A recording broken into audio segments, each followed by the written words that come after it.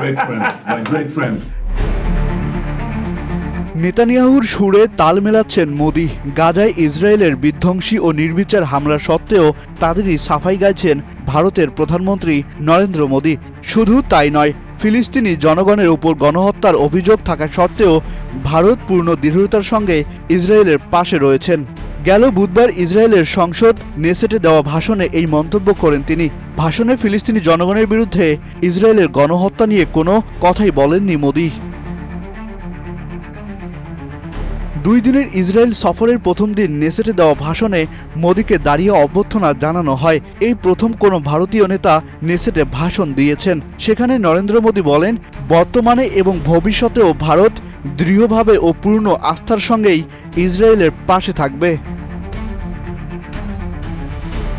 এছাড়া মোদি 2023 সালের 7 অক্টোবর ফিলিস্তিনের সশস্ত্র সংগঠনের প্রতিরোধ যোদ্ধাদের হামলাকে বর্বরতা বলে উল্লেখ করে বলেন, কোনো উদ্দেশ্যই সাধারণ মানুষের হত্যাকে ন্যায়সঙ্গত করতে পারে না।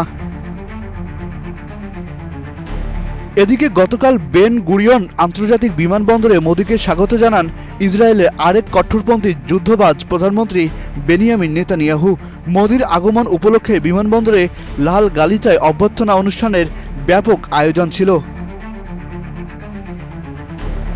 এছাড়া তিনি বিশ্বব্যাপী সন্ত্রাসবাদের বিরুদ্ধে কাজ করার কথাও বলেছেন। তিনি বলেন, সন্ত্রাসবাদ মোকাবেলায় প্রয়োজন বিশ্বের সকল দেশের সম্মিলিত প্রচেষ্টা, কারণ বিশ্বের যে কোনো প্রান্তের ঘটে যাওয়া সন্ত্রাসবাদ সব জায়গার শান্তির জন্যই হুমকি। ঠিক এ কারণেই ভারত এমন সব উদ্যোগকে সমর্থন করে যা টেকসই শান্তি এবং আঞ্চলিক স্থিতিশীলতা বজায় রাখতে সাহায্য করে। এর পাশাপাশি গাজা নিয়ে ট্রাম্পের পরিকল্পনায় নিজের সমর্থন ব্যক্ত করেন ভারতীয় এই প্রধানমন্ত্রী। গাজা যুদ্ধ নিয়ে আন্তর্জাতিক মহলে নানা সমালোচনা থাকলেও মোদি তার ভাষণে ইসরায়েলের সঙ্গে ভারতের অংশীদারিত্বকে বিশ্ব শান্তি ও স্থিতিশীলতার জন্য অপরিহার্য বলে উল্লেখ করেন।